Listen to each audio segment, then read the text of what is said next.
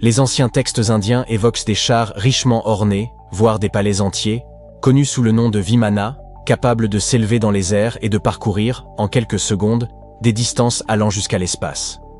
Si certains considèrent ces Vimana comme relevant exclusivement de la mythologie indienne, d'autres estiment qu'ils pourraient s'inspirer d'une technologie véritable, perdue au fil des siècles.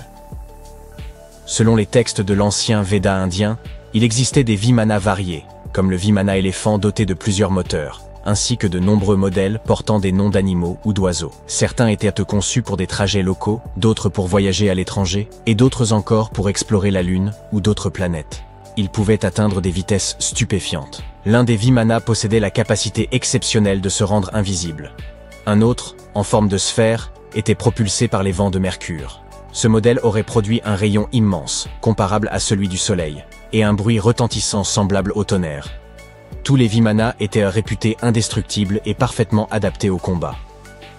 Pour piloter un Vimana, il fallait maîtriser un ensemble de connaissances, comparables à celles requises pour un pilote d'avion moderne, et regroupées en 32 secrets.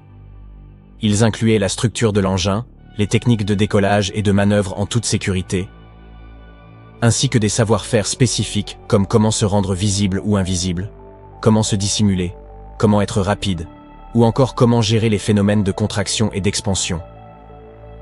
Pour échapper à ses adversaires, le pilote d'un Vimana devait se hisser jusqu'à la 8e couche atmosphérique au-dessus de la Terre et tirer parti de la puissance des rayons solaires obscurs.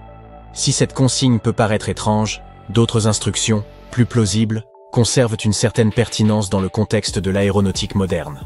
Certaines sections des textes dédiés aux Vimanas mettent en lumière des aspects tels que les itinéraires de vol, la formation des pilotes, la navigation, mais également les tenues appropriées pour ces derniers, ainsi que les aliments recommandés pour de longs trajets.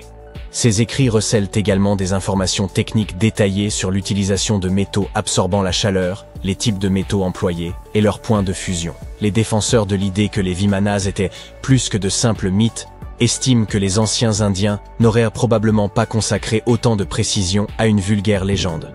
Ainsi, ces palais volants pourraient avoir été réels et extraordinairement en avance sur leur temps, à l'image de nombreuses autres inventions indiennes.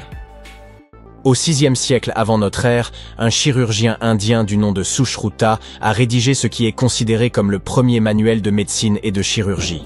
Surnommé le père de la chirurgie pour ses contributions, Sushruta a catalogué des centaines de plantes médicinales et décrit des interventions chirurgicales complexes. Il a notamment consigné des instructions pour des reconstructions nasales, ainsi que des greffes de peau transférées d'une partie du corps à une autre. La technique originale de rhinoplastie, qui consistait à prélever un fragment de peau sur le front pour reconstruire un nez, demeure utilisée aujourd'hui. Toutefois, à l'époque, cette intervention répondait à des besoins très différents de ceux d'impressionner le public des réseaux sociaux. Ces chirurgies étaient destinées à aider des individus ayant perdu leur nez en raison d'un châtiment ou de blessures subies au combat. C'est à un prodige des mathématiques indiens de l'Antiquité, nommé Aryabhata, que nous devons l'invention du zéro. Bien qu'elle puisse paraître anodine, cette découverte a été cruciale, car sans elle, il n'existerait ni système binaire, ni ordinateur. Avant le 5e siècle de notre ère, les gens se contentaient d'un simple symbole pour indiquer l'absence de valeur. Grâce à cette invention, l'addition, la soustraction et bien d'autres opérations sont devenues infiniment plus simples. Vous pouvez observer le plus ancien zéro connu, gravé sur le mur d'un temple de Gwalior, en Inde. Dès 1500 avant notre ère, voire plus tôt, la civilisation de la vallée de l'Indus utilisait des règles en ivoire. Ces instruments, retrouvés lors de fouilles sur les sites de l'actuel Pakistan et du nord-ouest de l'Inde, étaient couramment employés en architecture avec une précision remarquable. Chaque règle comportait des unités mesurant un peu plus de 3 cm, minutieusement divisées en sous-unités précises, jusqu'à une tolérance de 2 millièmes de centimètre.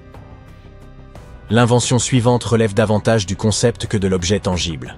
La standardisation consiste à fixer des règles communes en s'appuyant sur un ensemble de critères, qu'ils soient humains, matériels ou d'intérêts variés. L'une de ces applications les plus notables, à laquelle nous sommes aujourd'hui habitués, est celle des poids standardisés. Que l'on utilise des livres ou des kilogrammes, ces mesures universelles sont essentielles, n'est-ce pas? Pour cela, nous devons un grand merci aux marchands de la civilisation arapéenne, qui vivaient il y a près de 4000 ans. Ces derniers utilisaient des poids standardisés pour mesurer aussi bien des céréales que des produits de luxe. Leur système de mesure reposait sur des bases mathématiques décimales et binaires. Bien qu'ils n'aient pas disposé de technologies avancées, Ils ont atteint une précision remarquable grâce à des calculs complexes et à l'utilisation ingénieuse de matériaux tels que le sable pour la construction. Leur expertise en matière de standardisation s'est diffusée jusqu'en Perse et en Asie centrale, devenant ainsi une norme mondiale en matière de pesée. Si le yoga est votre pratique favorite, vous avez une excellente raison de rendre hommage aux anciens sages indiens. Le yoga a été mentionné pour la première fois dans les Védas de la civilisation de l'Indus-Sarasvati, dans le nord de l'Inde, il y a plus de 5000 ans. Avec le temps, cette discipline a été perfectionnée et enrichie, devenant une vaste philosophie comprenant plus de 200 écrits sacrés consacrés à l'art d'atteindre l'illumination.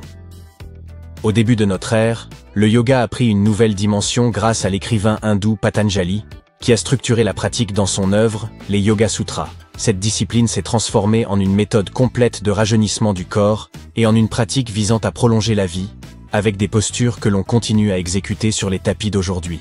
Ce n'est qu'au XIXe siècle que le yoga a gagné le monde occidental, où il s'est rapidement propagé. Le jeu d'échecs, souvent considéré comme le jeu de prédilection des intellectuels, est également une invention indienne. Son ancêtre, connu sous le nom de Chaturanga, était un jeu de stratégie sur plateau qui a commencé à se populariser environ 3000 ans avant notre ère. Cette version primitive des échecs se jouait à 4 joueurs au lieu de 2 et comportait 64 cases. Chaque participant disposait de 8 pièces, allant des pions au roi, en passant par les fous et les cavaliers. À cette époque, on n'utilisait pas de dés classiques à 6 faces, mais un dé oblong. Les joueurs qui s'affrontaient étaient en réalité regroupés en 2 équipes selon leur position. La version moderne des échecs, telle que nous la connaissons aujourd'hui, trouve mention pour la première fois dans une légende de l'ancienne littérature indienne.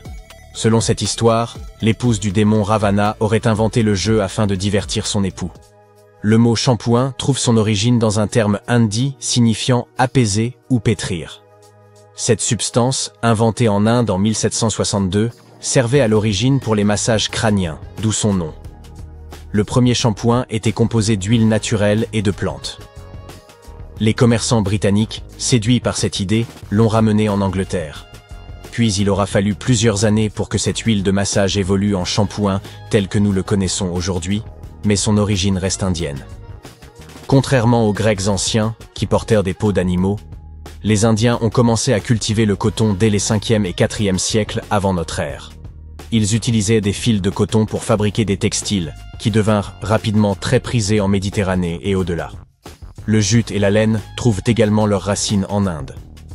Le Cachemire, célèbre pour être la laine la plus fine et la plus luxueuse, provient de la région du même nom, située à la frontière de l'Inde, du Pakistan et de la Chine. Quant aux boutons ornant ces vêtements de Cachemire, ils ont également une origine indienne. Il y a environ 5000 ans, la civilisation de la vallée de l'Indus transformait des coquillages en forme géométrique percés de petits trous. Ces ornements, d'abord purement décoratifs, furent ensuite utilisés pour attacher les vêtements. Lorsque l'on évoque les pionniers de la communication radio, le nom de Marconi est souvent celui qui domine. En 1909, il a même reçu le prix Nobel de physique pour ses travaux révolutionnaires. Pourtant, un autre génie, longtemps resté dans l'ombre, mérite d'être reconnu. Sir Jagdish Chandra Bose. Dès 1895, Bose a démontré le potentiel des ondes de communication radio. Lors d'une expérience à l'hôtel de ville de Calcutta, il a transmis une onde électromagnétique sur une distance de 23 mètres, traversant des murs, déclenchant une cloche et enflammant même de la poudre à canon. Marconi s'est inspiré de l'invention de Bose, le cohéreur à mercure, pour développer sa propre radio bidirectionnelle.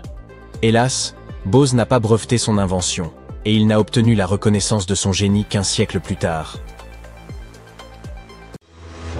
Et si je vous disais que les extraterrestres que nous imaginons tous comme de petits hommes verts pourraient en réalité ressembler à des terriens tout à fait normaux et se détendre en Europe? C'est la péninsule ibérique, et les personnes qui y vivent sont sous suspicion. Voici la raison. D'une manière ou d'une autre, des parties des artefacts les plus importants de la civilisation ibérique, appelés trésors de Villena, sont fabriqués à partir de métal, qui ne peut tout simplement pas être trouvé sur Terre, car c'est du métal provenant d'une météorite. Abordons cela étape par étape. Voici l'artefact lui-même, trésor de Villena, et il est composé de 59 objets différents. Des bols, des bouteilles et des bracelets. Y a-t-il un motif là, avec tous ces baies?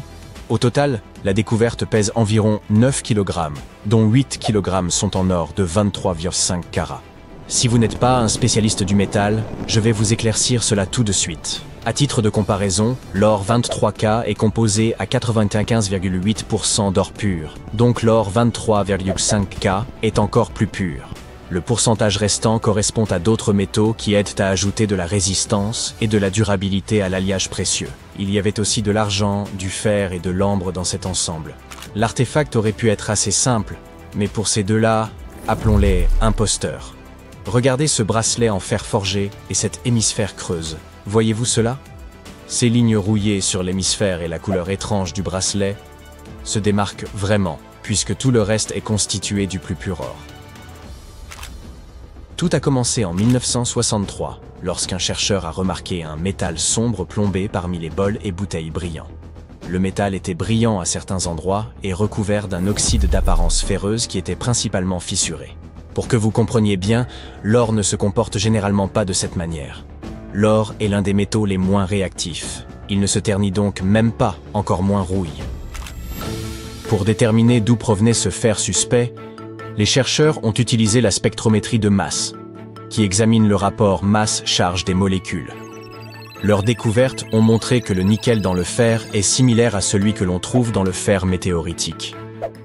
En termes simples, le bracelet et l'hémisphère sont d'origine extraterrestre. L'âge exact de ce trésor est difficile à déterminer, mais il est crucial. Nous devons connaître l'âge exact pour voir s'il coïncide avec le début de l'âge du fer dans la péninsule ibérique. Si c'est le cas, alors pas de questions supplémentaires ici. Mais si ça ne l'est pas, eh bien c'est pour le moins étrange, sinon suspect. Donc, il existe ce système des 3 âges. Il se compose de l'âge de la pierre, puis de l'âge du bronze, et enfin de l'âge du fer. L'âge de la pierre n'est pas important ici. Comparons les âges du bronze et du fer. L'âge du bronze a commencé lorsque l'on s'est rendu compte que la combinaison du cuivre et de l'étain produisait un matériau plus durable que chacun de ces métaux pris séparément. Cette ère était entièrement consacrée à de grandes améliorations des outils et des armes. Mais 2 inventions majeures se sont distinguées, les systèmes d'écriture et la roue. Puis vint l'âge du fer. Cette période était entièrement consacrée à l'introduction progressive du fer dans la vie quotidienne. Le fer était beaucoup plus facile à modeler en designs astucieux que le bronze. C'était important parce que le fer, surtout lorsqu'il était transformé en acier, apportait des améliorations significatives dans tous les aspects de la vie. Les outils devenaient plus légers, moins chers et plus résistants par rapport à leurs équivalents en bronze. Vous suivez? Parfait.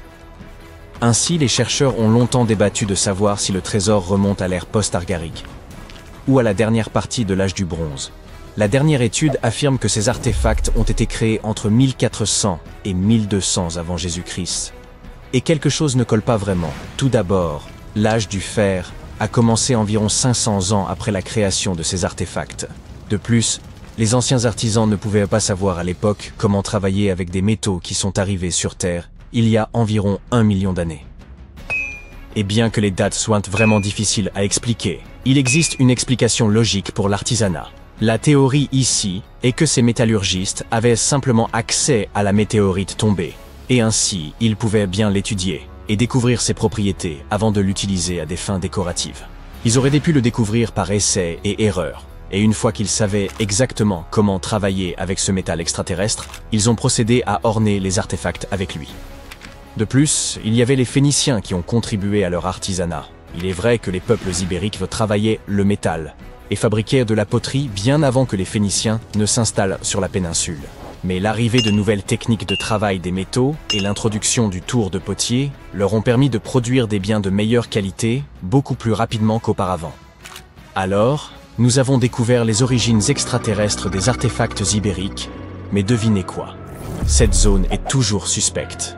La raison en est la langue qu'ils parlaient. Vous voyez, pour la plupart des langues modernes utilisées aujourd'hui, il y aura toujours une proto-langue. Par exemple, pour l'italien, l'espagnol et le français, c'est le latin, d'où leur similitude. Mais attendez, l'ibérique était largement parlé, là où se trouve l'Espagne moderne. Pourquoi l'espagnol n'y ressemble-t-il pas? La vérité, c'est qu'aucune langue aujourd'hui ne ressemble à l'ibérien. Peut-être seulement le basque, mais c'est en raison de quelques similitudes trouvées dans leur système numéro. Le basque est classé comme une langue isolée, ou simplement non apparentée à toute autre langue connue, et la seule langue isolée en Europe. La langue ibérienne est non classifiée. Bien que les écritures rédigées en elle aient été déchiffrées à divers degrés, la langue elle-même reste largement inconnue. Et regarde l'alphabet qu'avaient les Ibériens, on dirait qu'il n'appartient pas vraiment à notre planète. Oh, attends un peu, celui-ci pourrait être un peu tiré par les cheveux. Quand les Phéniciens sont arrivés sur la péninsule, ils ont apporté leur alphabet pour les Ibères. Mais honnêtement, les Ibères n'étaient probablement pas enclins à simplement copier le système d'écriture de quelqu'un d'autre, alors ils l'ont modifié jusqu'à ce qu'il paraisse complètement différent. Disons juste qu'ils ont pris un peu d'inspiration et s'en sont allés avec. Bien que les linguistes puissent deviner dans une certaine mesure comment la plupart des caractères sonnaient, traduire réellement la langue reste totalement impossible. La langue ibérique était non indo-européenne et a disparu il y a plus de 2000 ans, et il n'y a pas de langue similaire restante pour nous aider. Super frustrant, n'est-ce pas? Nous avons plus de 2000 inscriptions ibériques provenant de tombes, de pièces de monnaie, de poteries, de plaques de plomb, et même de gravures sur les parois des grottes. Mais à part une poignée de mots, nous sommes totalement dans le flou quant à leur signification. Si nous pouvions comprendre leur langue, nous aurions peut-être appris qu'ils étaient de grands penseurs et tout. Mais nous ne pouvons qu'admirer les œuvres d'art qu'ils ont laissées. La culture ibérique regorge de créations étonnantes réalisées par des artisans talentueux. Nous parlons non seulement de métallerie et de céramique, mais aussi de sculptures détaillées, de textiles, de bijoux et d'autres parures personnelles. Mais voici le hic. La fabrication de tous ces articles de luxe dépendait beaucoup d'une grande classe agricole. Au cœur de la société ibérique, la plupart des gens étaient impliqués dans l'agriculture et l'élevage du bétail. Selon l'endroit où vous vous trouviez, les types d'agriculture variaient. Par exemple, au nord, ils étaient entièrement consacrés à la culture des céréales, tandis qu'à Valence, ils se concentraient sur la production d'huile d'olive et d'autres aspects agricoles. À l'ouest, l'élevage était le centre d'intérêt. Cependant, nous n'avons pas beaucoup d'informations sur la vie quotidienne des nombreuses personnes effectuant ce travail essentiel. À l'inverse, nous en savons beaucoup sur la classe supérieure de la société ibérique qui contrôlait ses ressources agricoles et engageait les artisans. Dès le 7e siècle avant notre ère, nous commençons à observer un groupe de princes ibériques qui vivaient une vie de luxe, commerçaient avec les Phéniciens et profitaient d'objets de luxe sophistiqués. Vous pouvez reconnaître cette classe d'élite à travers leurs pratiques funéraires. La crémation était la méthode privilégiée pour les funérailles parmi les Ibères, et les individus riches étaient souvent trouvés dans les cimetières, avec toutes sortes de biens somptueux et de sculptures funéraires qui nous donnent un aperçu de la mode et des coiffures des riches. Fait intéressant, à partir du 6e siècle avant notre ère, il y a eu une baisse notable du nombre de sépultures reconnaissables, ce qui suggère que ces coutumes funéraires élaborées sont devenues plus exclusives à une petite élite. Pendant ce temps, le destin de la majorité, agriculteurs, artisans, soldats et ouvriers qui constituaient une grande partie de la population, reste en partie un mystère. Il s'agissait autrefois d'une civilisation assez avancée, mais elle a disparu sans laisser de traces. Les chercheurs pensent que cela pourrait être dû à un énorme tremblement de terre, mais jusqu'à présent, nous n'en sommes pas sûrs. Stonehenge a exigé près de 20 millions d'heures de travail pour être édifié. À titre de comparaison, un individu lambda ne vit guère au-delà de 700 000 heures. Voici Jack, l'un des tout premiers bâtisseurs de Stonehenge. Supposons que Jack ait atteint l'âge de 80 ans, hypothèse hautement improbable, mais qui simplifie nos calculs.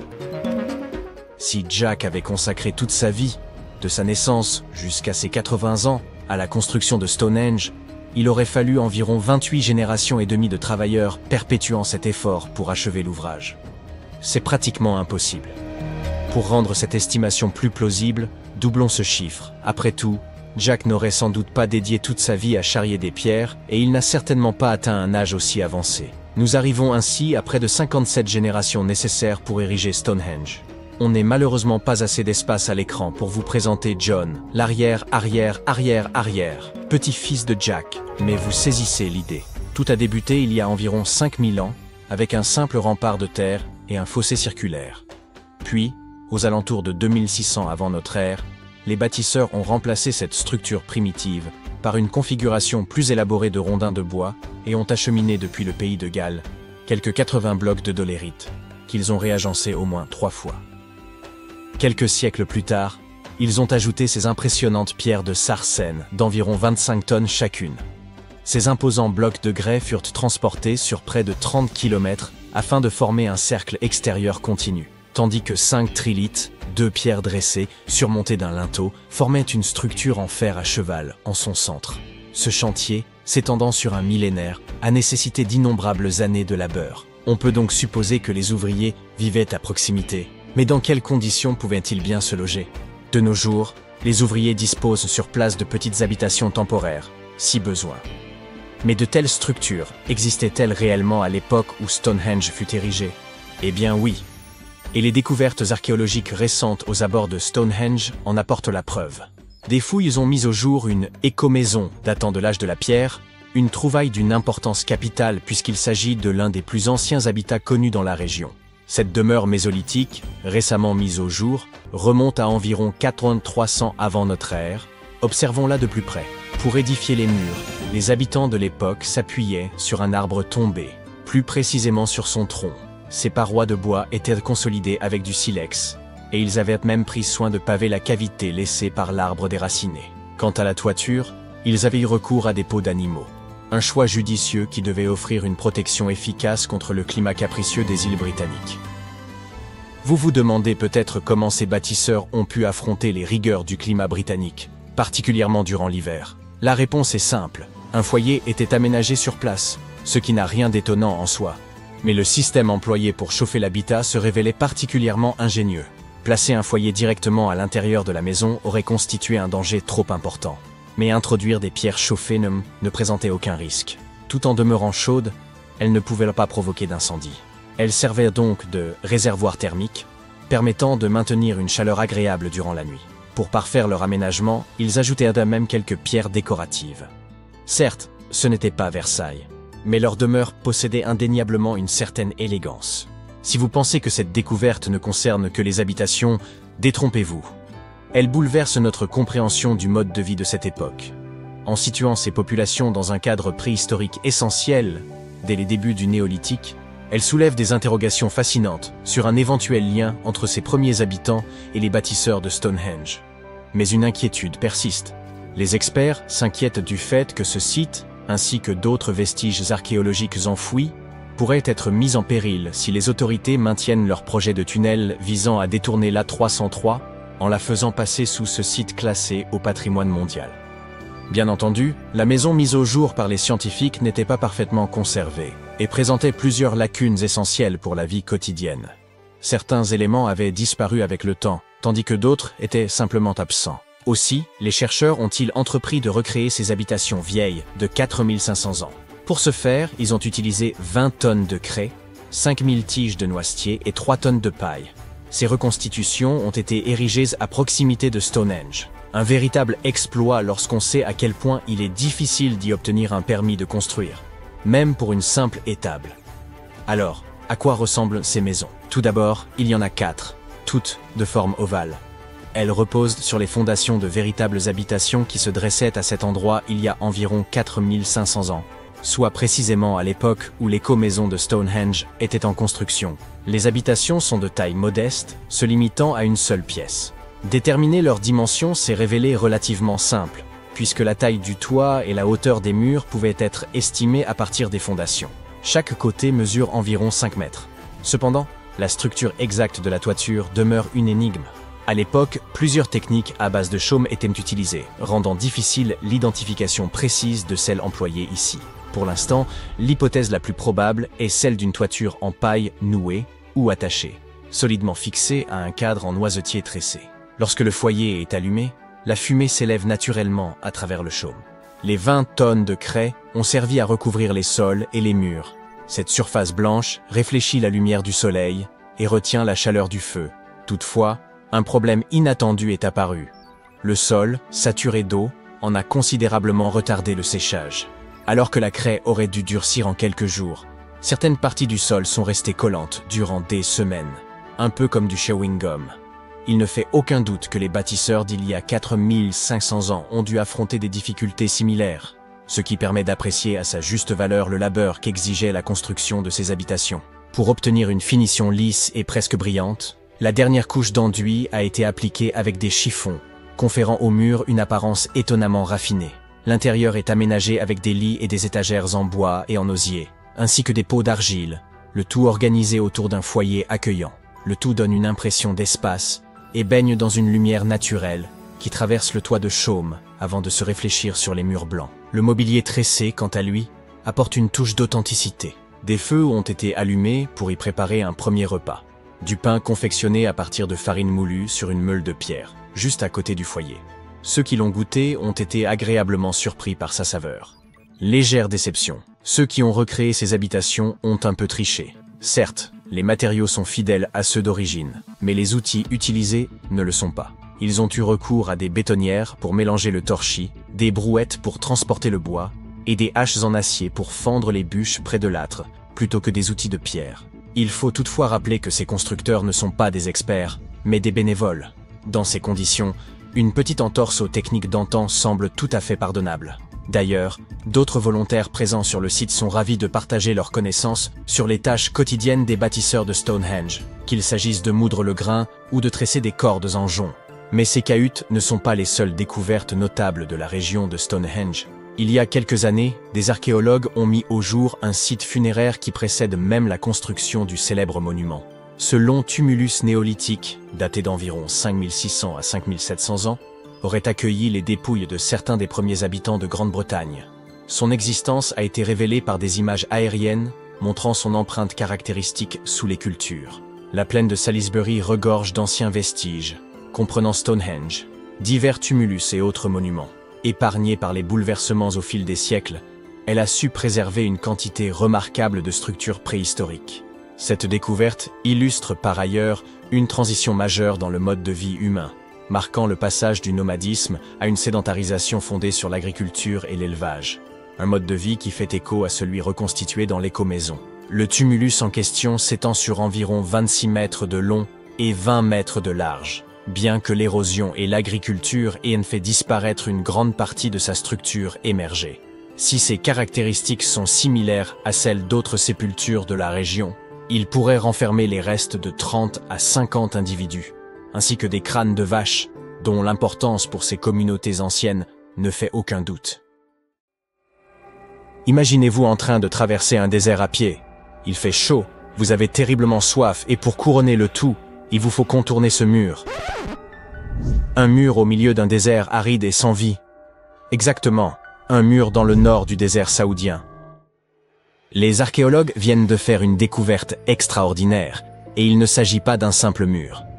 Non, il s'agit de toute une ville antique fortifiée qui pourrait dater de l'an 2400 avant notre ère. Ils pensent que cet endroit abritait environ 500 personnes et qu'il a pu être habité pendant un millénaire. C'est une découverte capitale, car cela signifie que cette région était peut-être beaucoup plus avancée que l'on ne le pensait. La ville était bien organisée, avec différentes zones d'habitation, des tours et des murs solides pour la protection des habitants, ainsi que différentes sections pour toutes sortes d'activités quotidiennes. Cette ville antique, que l'on appelle aujourd'hui Al-Natar, était une ville oasis, et grâce à elle, nous avons un aperçu de ce qu'était la vie dans ce désert il y a des milliers d'années. Apparemment, les différentes zones étaient bien séparées. Il y avait des quartiers résidentiels, un cimetière, des terres agricoles et même un centre-ville. Cette ville oasis, située dans la région de Khaybar, constitue la première grande colonie organisée du 2e ou 3e millénaire avant notre ère découverte par les chercheurs dans le nord-ouest de l'Arabie. Les premières études nous montrent que cette ville, qui s'étendait sur environ 2300 mètres carrés, comprenait plusieurs quartiers, dont un quartier résidentiel, un cimetière et un quartier judiciaire avec des tribunaux. Les maisons étaient disposées en rangées bien ordonnées, toutes reliées par de petites routes. Ces rues séparaient le quartier résidentiel du reste de la ville. À l'époque, la plupart des habitants de cette région étaient des éleveurs nomades, en perpétuel mouvement. Cependant, les archéologues sont convaincus que pendant l'âge du bronze, le nord-ouest de l'Arabie était parsemé de petites villes fortifiées et d'oasis. Ces villes et oasis reliées entre elles étaient uniques. Elles offraient aux populations la sécurité nécessaire pour vivre, stocker des marchandises et faire du commerce. Elles témoignent des débuts de l'urbanisme et nous suggèrent que c'est à cette époque que les gens ont commencé à s'installer et à organiser leur communauté de manière plus structurée. L'équipe de recherche estime qu'il y avait environ 50 maisons à Al-Nata. Cependant, ce nombre pourrait atteindre 70 à mesure que les fouilles avancent. On pense que quelques centaines de personnes vivaient là. L'un des aspects les plus remarquables est sans doute que certaines maisons comptaient jusqu'à 3 étages. Construite sur une pente près de 2 routes commerciales importantes, cette ville bénéficiait d'un emplacement privilégié. L'un des aspects les plus impressionnants de cet endroit est son approvisionnement en eau. L'oasis disposait de sources et d'aquifères, des sources d'eau souterraines, ce qui en faisait un endroit idéal pour l'agriculture. Grâce à ces réserves d'eau, les habitants pouvaient cultiver leur propre nourriture et être relativement autonomes. Les murs d'enceinte servirent probablement à contrôler l'accès à la ville et à ses ressources. Ce mode de vie sédentaire constituait un changement impressionnant par rapport à l'existence nomade des populations précédentes. Ce fut le début d'un mode de vie dit agro-pastoral, soit un mélange d'agriculture et d'élevage. Cette théorie est corroborée par la découverte, à l'intérieur de la ville, de tout un ensemble d'outils, des meules, des mortiers et des pilons. Les habitants moulaient leurs céréales afin de préparer leurs repas. Ils se nourrissaient de grains, de viande et de lait provenant de leurs propres élevages. Ces découvertes fascinantes nous montrent que les gens pouvaient subvenir à leurs besoins et qu'ils étaient étonnamment avancés pour l'époque. Grâce à un meilleur accès à l'Arabie Saoudite au cours des 2 dernières décennies, les archéologues ont désormais une image beaucoup plus précise de la vie qu'on y menait il y a des milliers d'années. Al-Nata faisait peut-être même partie d'un réseau de villes oasis fortifiées similaires réparties dans toute la région. Grâce à ces sites, nous pouvons à présent savoir comment fonctionnaient les routes commerciales et comment s'organisaient les petites colonies à cette époque dans cette région aride. Cette récente découverte n'est toutefois pas la seule à susciter l'enthousiasme du monde scientifique. Et si nous allions visiter l'Égypte, des archéologues viennent d'y découvrir un trésor antique gréco-égyptien sous les eaux. Ils explorèrent la cité perdue de Tonis Héracléon. Au large des côtes égyptiennes, elle aurait coulé il y a plus de 1000 ans. Cette ville était légendaire. Personne ne savait où elle se trouvait exactement jusqu'à sa redécouverte en l'an 2000. Aujourd'hui, les fouilles avancent et au cours d'une exploration récente, les archéologues ont découvert un trésor composé de nombreux objets en or et en argent. On pense qu'on les utilisait lors du couronnement des nouveaux pharaons. Les chercheurs ont même découvert un ancien temple grec dédié à Aphrodite, ainsi que des armes grecques très anciennes. Frank Goddio, l'archéologue en chef, a déclaré qu'il était étonnant que ces objets si fragiles aient survécu à la catastrophe qui a détruit l'ancienne ville. À son apogée, Tonis Héracléon était l'une des plus grandes cités portuaires de la Méditerranée. C'était un immense centre culturel et le principal point d'entrée en Égypte pour les navires en provenance de Grèce. Malheureusement, en raison de la montée des eaux, de tremblements de terre et d'un raz-de-marée catastrophique, le sol sous la ville s'est un jour littéralement transformé en boue. La ville entière a alors sombré dans la Méditerranée. Et on l'a oublié jusqu'à ce que l'équipe de Goddio la redécouvre en l'an 2000. Depuis, plusieurs de ces sites ont été mis au jour et les chercheurs ont pu peu à peu reconstituer son histoire. Si cette cité engloutie ne vous impressionne pas, nous vous emmenons à présent en Amazonie, où une découverte vraiment stupéfiante a été faite. Depuis des siècles, on parle de cités perdues au cœur de la jungle amazonienne, comme Eldorado, qui a attiré tant d'explorateurs espagnols à la grande époque des découvertes. Beaucoup d'entre eux ne sont jamais revenus. Dans les années 1900, un explorateur britannique nommé Percy Fawcett est parti à la recherche de ce qu'il appelait la cité perdue de Z. Et lui aussi a disparu. Aujourd'hui, des scientifiques ont trouvé la preuve que ces cités perdues de l'Amazonie ont bel et bien existé. Une équipe de chercheurs a utilisé une technologie appelée LIDAR, qui permet de voir à travers l'épaisse jungle depuis le ciel en projetant des faisceaux lumineux vers le sol. Ils ont survolé la jungle bolivienne à bord d'un hélicoptère à environ 200 mètres d'altitude et ont cartographié ces anciennes cités. Ils ont découvert les ruines d'une immense agglomération construite par le peuple khazarabe, qui y a vécu de 500 à 1400 après JC. Il ne s'agissait pas juste de quelques bâtiments éparpillés ici et là. Les cartes LIDAR ont révélé d'immenses centres urbains, des pyramides, des plateformes, des routes, des canaux et des chaussées, le tout soigneusement aménagé. Il s'avère que l'Amazonie n'était pas une jungle vierge, mais qu'elle abritait autrefois de grandes villes très complexes. Un scientifique de l'Institut archéologique allemand a expliqué que les Européens avaient longtemps ignoré la possibilité de l'existence d'anciennes villes amazoniennes, mais que les cartes LIDAR venaient aujourd'hui leur donner tort. Ces nouvelles cartes ont révélé 26 sites, dont 11 totalement inconnus jusqu'à présent. Les chercheurs ont découvert 2 sites urbains principaux, Landivar et Kotoka, qui comportaient d'énormes douves, de grands bâtiments sur plateforme et de hautes pyramides. Les différentes colonies, petites et grandes, étaient reliées par des chaussées s'étendant comme les rayons d'une roue. Certains canaux reliaient même les villes à des rivières et à un grand lac, ce qui permettait à l'eau de circuler dans la région. Au fil des ans, les scientifiques ont trouvé des ruines éparpillées dans toute la zone, mais à cause de l'épaisseur de la jungle, il était presque impossible de relier les points entre eux et de comprendre de quelle façon communiquaient tous ces vestiges. Grâce au lidar, l'ensemble du site a pu prendre vie, révélant un système urbain organisé extrêmement vaste. Il est désormais évident que ces sites avaient également une signification spirituelle, car tout y est disposé de manière à évoquer une structure symbolique profonde. La civilisation khazarabe n'est pas aussi célèbre que celle des Mayas, mais elle a connu une société florissante dans une région confrontée à d'énormes défis tels que des inondations annuelles. Et bien que les Andes voisines possèdent leurs propres sites monumentaux, les Khazarabes ont réalisé quelque chose d'absolument unique.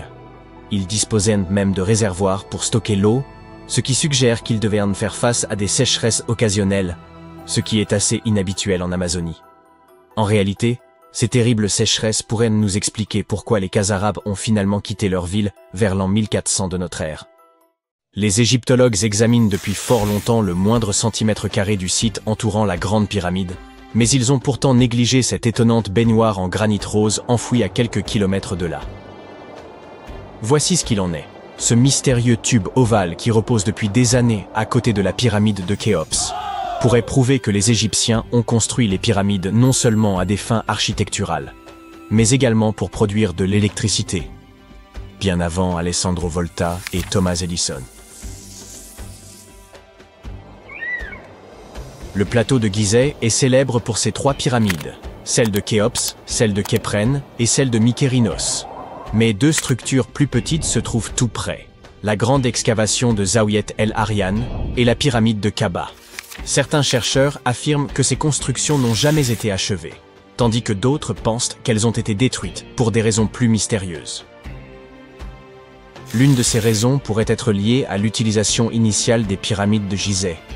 On pense en effet qu'elles servaient à produire de l'électricité. Pour relier ces différents éléments, il faut remonter au début du XXe siècle.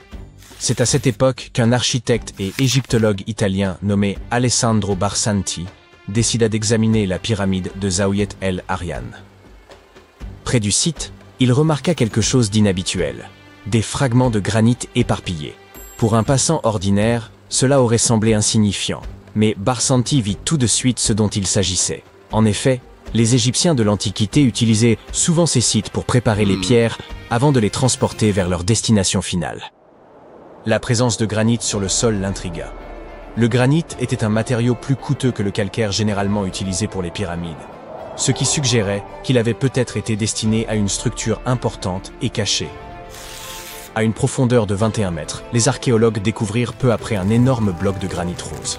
Ils poursuivirent les fouilles et mirent au jour d'anciennes inscriptions gravées dans les pierres. Ils envoyèrent les dessins à des experts, mais personne ne parvint à les déchiffrer. S'agissait-il d'instructions? C'est alors que Barsanti fit sa plus grande découverte. Il trouva une cuve ovale sculptée dans du granit rose que l'on avait poli pour lui donner un aspect miroitant. La cuve avait été soigneusement scellée. Lorsqu'ils l'ont ouverte, ils ont trouvé un mince résidu noir sur ses parois. Une substance huileuse. Cette découverte souleva de nombreuses questions dans l'esprit de Barsanti. Il ne comprenait pas pourquoi les Égyptiens de l'Antiquité avaient pris tant de précautions pour sceller et protéger cette étrange cuve. En 1911, Barsanti dut abandonner ses efforts visant à élucider le mystère de cette fosse. Cependant, ces découvertes intriguèrent les chercheurs du monde entier, qui émirent leurs propres hypothèses. L'une de ces théories modernes suggère que les pyramides auraient pu faire partie d'un ensemble plus vaste.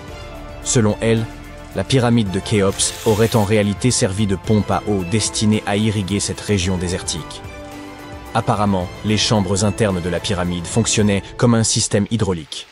Dans les années 1990, un ingénieur prit cette théorie au sérieux et étudia la chambre souterraine de la pyramide. À sa grande surprise, il trouva des traces de dégâts causés par l'eau.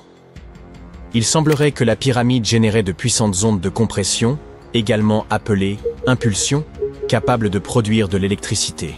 Cela a soulevé une question importante. Les anciens Égyptiens auraient-ils utilisé les pyramides comme générateurs pour produire de l'électricité?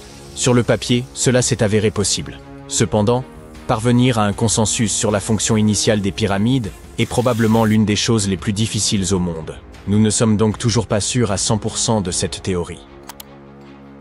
En dehors de cela, l'Égypte reste un terrain idéal pour l'étude du passé de l'humanité. Les scientifiques viennent de découvrir ce qui ressemble à un centre de commande cosmique, similaire à la fameuse salle que l'on voit dans les films mettant en scène Doctor Strange. Ils ont découvert un observatoire astronomique en forme de L, mesurant environ 830 mètres carrés et datant du 6e siècle avant notre ère. Il s'agit sans aucun doute du premier et du plus grand observatoire de ce type.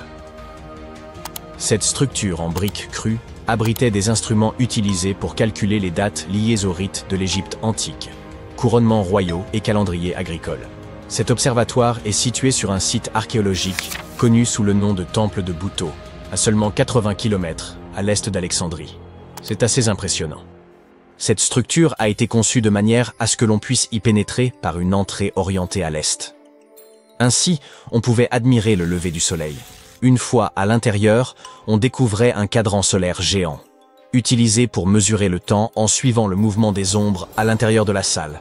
Ce cadran solaire mesurait près de 5 mètres de long. Ce fut une découverte passionnante. Une autre découverte intéressante faite par des scientifiques et des égyptologues fut celle de la toute première momie enceinte.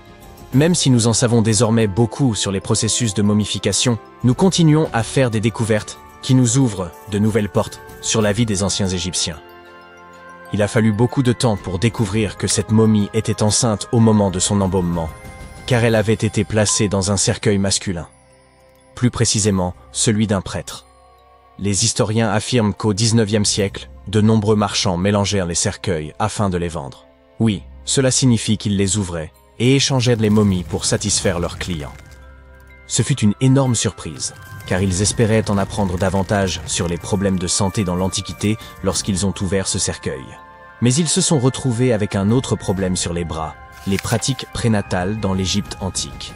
Cette femme momifiée, qui a vécu il y a environ 2000 ans, était âgée de 20 à 30 ans lorsqu'elle est décédée. Elle a été découverte à Thèbes, et ses restes étaient incroyablement bien conservés. Vous voyez, les recettes de momification variaient à travers l'Égypte. Dans le cas de cette femme, les chercheurs ont pu déterminer qu'elle appartenait à la haute société, car elle a été enterrée avec des amulettes spéciales. Cependant, comme les méthodes de momification différaient considérablement selon les villes et les époques, il nous faut encore approfondir nos recherches afin de comprendre pourquoi elle fut embaumée avec son bébé. En parlant de momies, des scientifiques ont fouillé un lieu de repos à Saqqara, également en Égypte, et ont mis au jour 2 ateliers d'embaumement. L'un était destiné aux humains et l'autre aux animaux sacrés. Apparemment, ces ateliers remontent à environ 2400 ans. Ils étaient équipés de lits en pierre, de pots en argile et de récipients rituels, tout ce dont on avait besoin pour momifier. Mais ce n'est pas tout. Les archéologues ont également découvert du fromage conservé dans des jarres derrière des tombes vieilles de plus de 3000 ans. Oui, du fromage. Cela montre que les anciens Égyptiens étaient également très doués pour la conservation des aliments. Ils savaient comment conserver les denrées à long terme, et pas seulement les momies. Cela nous montre qu'ils appliquaient leurs techniques de conservation aux aliments comme au corps, et nous donne un aperçu de leur impressionnant savoir-faire. Les scientifiques ont également découvert l'une des plus anciennes momies intactes d'Égypte. À leur grande surprise, elle était entièrement recouverte d'or. Les momies égyptiennes recouvertes d'or sont très rares, mais ils ne s'attendaient pas à ce que celle-ci soit la plus ancienne jamais découverte. La momie était assez bien conservée, et ils ont pu identifier les restes d'un homme riche appelé Hekashepes. De nombreux symboles témoignent de son importance, notamment le bandeau qu'il portait sur la tête et le bracelet sur sa poitrine. Il était également vêtu d'une tunique et d'une ceinture, ce qui permettait de préserver la belle apparence d'une personne après son décès. Pour le découvrir, les chercheurs ont dû ouvrir le lieu de sa dernière demeure à l'aide de mortiers. En gros, c'était comme s'ils ouvraient une machine à remonter le temps, tout comme les Égyptiens de l'Ancien Empire l'avaient fait il y a 4300 ans. Quand on y pense, C'est comme si l'on pénétrait dans une capsule temporelle. Mais, assez parlé de momies, les scientifiques ont également découvert quelque chose de très intéressant au-dessus des pyramides. Ils ont dû utiliser un instrument très sophistiqué pour cela. Le radar ionosphérique à longue portée et basse latitude, qui permet de voir des ondes invisibles loin dans le ciel. Ce radar leur a permis de découvrir d'énormes bulles flottant dans l'air au-dessus des pyramides. On appelle cela des bulles de plasma, et elles causent des ravages sur les technologies modernes. Elles peuvent en effet perturber les signaux GPS et téléphoniques dans un rayon de plusieurs centaines de kilomètres. Ces bulles sont immenses, parfois aussi grandes que des villes. Elles ont pour origine l'épuisement soudain des particules chargées dans l'ionosphère. Ainsi, au lieu de se répartir uniformément, elles restent agglomérées sous forme d'ondes. Il s'agit d'une découverte importante, car elle peut aider les scientifiques à comprendre comment empêcher ces ondes de perturber nos technologies. C'est comme si l'archéologie s'était récemment éveillée, avec l'ambition soudaine d'enflammer l'actualité par des révélations capables de transformer notre vision du passé. De la découverte de fossiles de dinosaures en Iowa, à la traduction de mauvais présages gravés sur des tablettes babyloniennes, l'histoire révèle plus de secrets qu'elle ne l'a jamais fait. Lorsque le Vésuve entra en éruption en 79 de notre ère, il figea la cité dans le temps. Certaines des découvertes les plus marquantes furent profondément émouvantes, comme cette femme parée d'un bracelet d'or, tenant un enfant dans ses bras, ou ses deux sœurs étreintes par la peur. C'était du moins l'interprétation des scientifiques. En 2024, des analyses ADN de pointe ont remis en cause ces lectures anciennes. La mère de la maison du bracelet en or s'est avérée être un homme arborant un bracelet de 30 carats. Quant à l'enfant, il n'existait aucun lien de parenté entre eux. Et les deux sœurs? L'une était en réalité un homme, l'autre reste une énigme. Certains pensent à un couple, mais la vérité demeure enfouie dans les méandres du temps. En parlant de réécrire l'histoire, une autre découverte bouleversante nous vient de la Babylone antique. Des archéologues ont récemment déchiffré des textes vieux de 4000 ans qui se sont révélés porteurs d'annonces particulièrement funestes. Ces textes, que l'on pense originaires de Sippar, ville proche de l'Euphrate dans l'actuel Irak, évoquent les éclipses lunaires, ces moments où l'ombre de la Terre obscurcit la Lune, que les Babyloniens considéraient comme de mauvais présages. Une éclipse pouvait annoncer des fléaux, des pénuries, voire l'effondrement du royaume. Mais l'aspect le plus surprenant est que les Babyloniens avaient mis au point des stratégies pour contrer ces mauvais augures. Ils convoquèrent des prêtres pour accomplir des rituels, ou consultèrent des oracles pour obtenir conseil. Ces anciens astrologues prenaient leur fonction très au sérieux. Il ne s'agissait pas seulement d'observer les astres, mais bien de protéger le royaume. Auguste, premier empereur de Rome, n'était sûrement pas un personnage anodin. Les archéologues avaient déjà mis au jour les vestiges de ces luxueuses villas, lieux de fête et de pouvoir. Mais ils pensent désormais avoir localisé l'endroit où il aurait été inhumé. Aux abords de Naples, une structure ancienne a été découverte sous les fondations d'une villa. On y a trouvé un dispositif similaire à un système de chauffage moderne, sans doute destiné à alimenter des thermes. Des rayons entiers d'amphores suggèrent que l'endroit aurait été reconverti en lieu de culte. Bien que la nature exacte des lieux demeure incertaine, s'il s'agissait de la dernière demeure d'Auguste, l'impact sur notre compréhension de l'histoire serait majeur. Tandis que la Rome antique continue de livrer ses secrets, les fameuses lignes de Nazca au Pérou dévoilent elles aussi des aspects ignorés. Ces géoglyphes monumentaux, façonnés il y a plusieurs millénaires, n'avaient été explorés qu'en partie. Jusqu'à maintenant. Des chercheurs ont entraîné une intelligence artificielle pour analyser 630 km² de terrain. Grâce à cet outil, ils ont identifié plus de 300 nouveaux dessins, incluant des lamas, des silhouettes humaines et des visages étranges. L'algorithme, initialement conçu pour décrypter des manuscrits calcinés du Vésuve, a permis de doubler le nombre de motifs connus. L'histoire ancienne entre ainsi dans l'ère numérique. En Bulgarie, des archéologues ont fait une trouvaille inattendue dans un lieu peu propice à l'émerveillement, un égout. En 2024, les chercheurs ont exhumé une statue en marbre de 2 mètres de haut représentant Hermès, le dieu grec des voyageurs et du commerce, parfaitement conservée sous plusieurs couches de terre. Selon les experts, La statue aurait été dissimulée après un tremblement de terre survenu en 388 après Jésus-Christ, qui avait gravement endommagé la ville. En cette période, le paganisme reculait tandis que le christianisme s'imposait comme religion officielle de l'Empire romain. Nombre d'idoles furent détruites. Mais il semble que certains habitants aient choisi de préserver leurs dieux en les cachant sous terre. Explorer le lit de la Tamise s'apparente à fouiller sous votre lit, mais en nettement pire. Ce fond boueux regorge d'objets abandonnés, parmi lesquels une police de caractère légendaire. Au début du XXe siècle, deux hommes inventèrent la police de caractère Dove, destinée à l'impression d'ouvrages raffinés. Mais à la suite d'un conflit violent, l'un des créateurs jeta l'ensemble des caractères métalliques dans le fleuve. Un siècle plus tard, en 2014, un designer désireux de ressusciter cette typographie se lança dans une quête. Et, en 20 minutes à peine, il retrouva les premières lettres.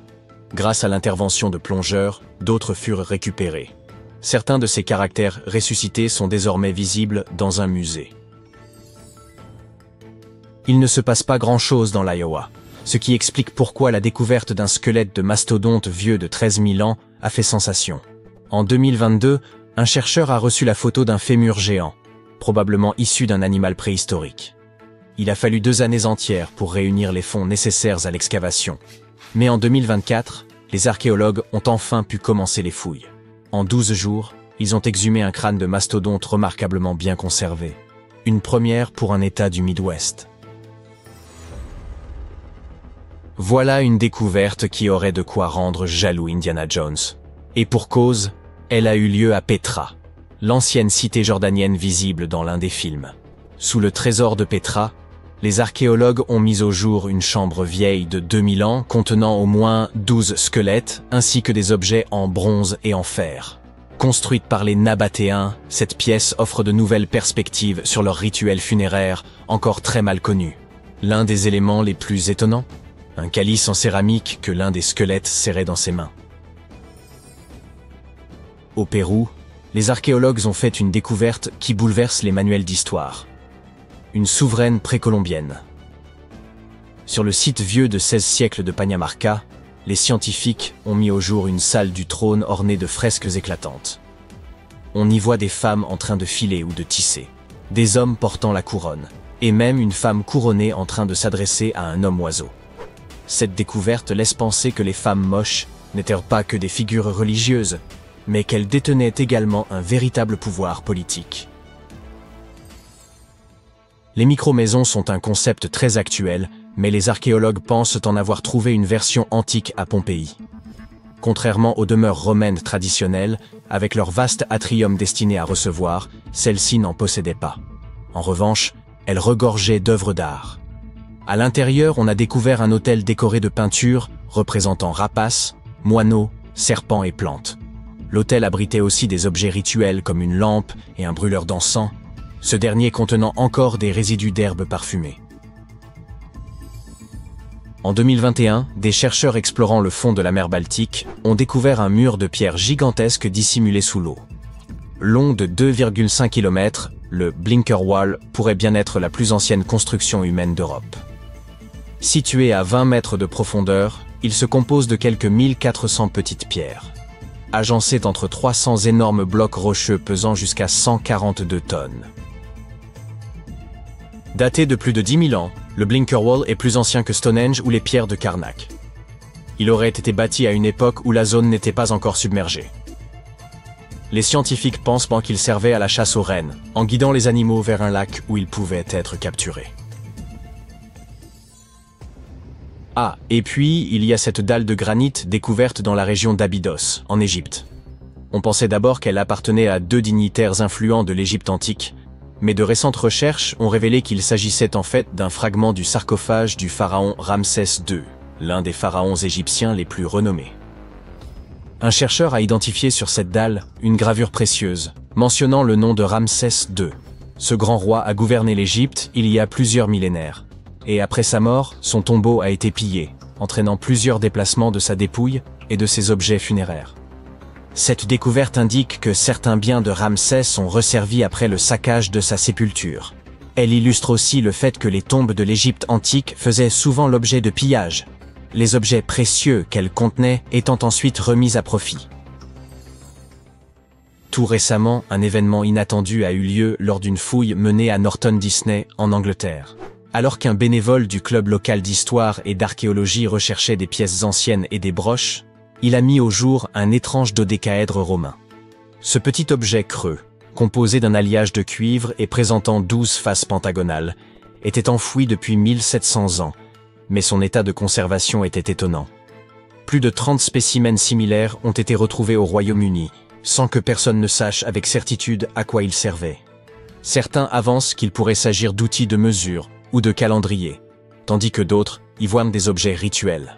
Le groupe de Norton Disney estime pour sa part que ces dodécaèdres étaient probablement des symboles liés à des cérémonies religieuses, car la plupart ne présentent aucun signe d'usure lié à un usage quotidien.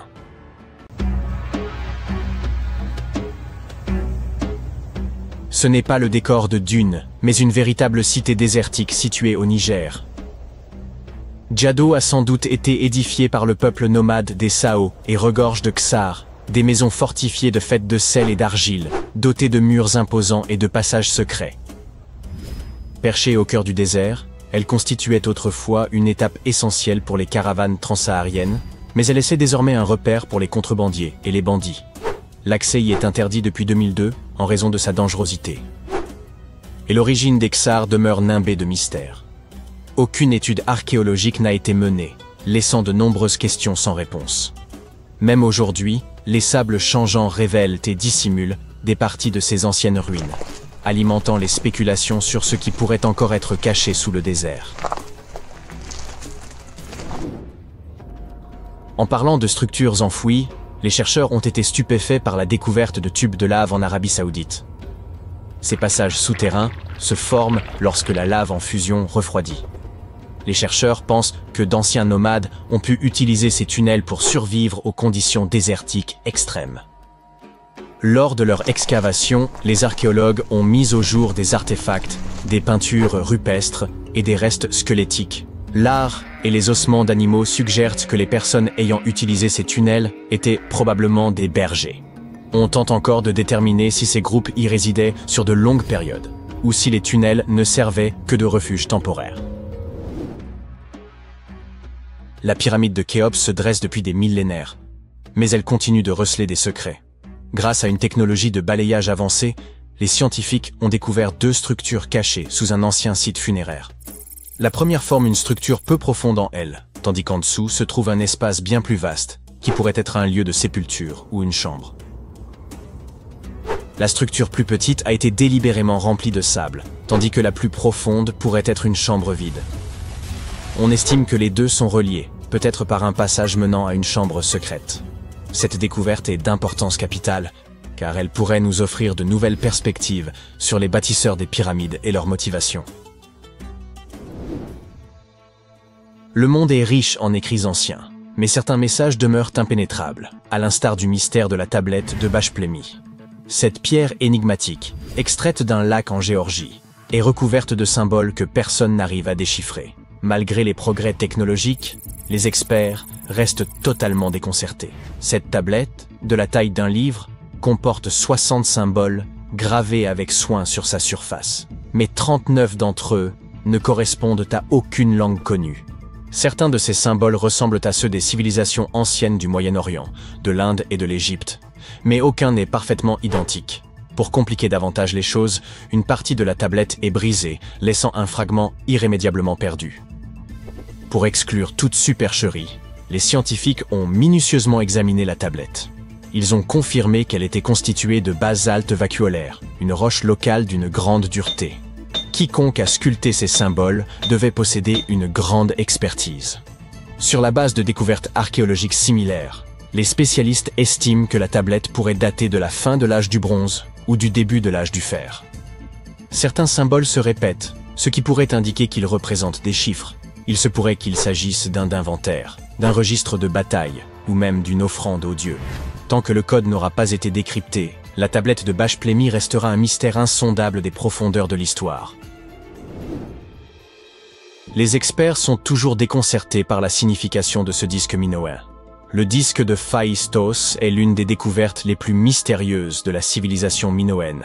Cet objet en argile de 15 cm, découvert en 1908, comporte des marques en spirale étranges que personne n'a encore complètement décodées.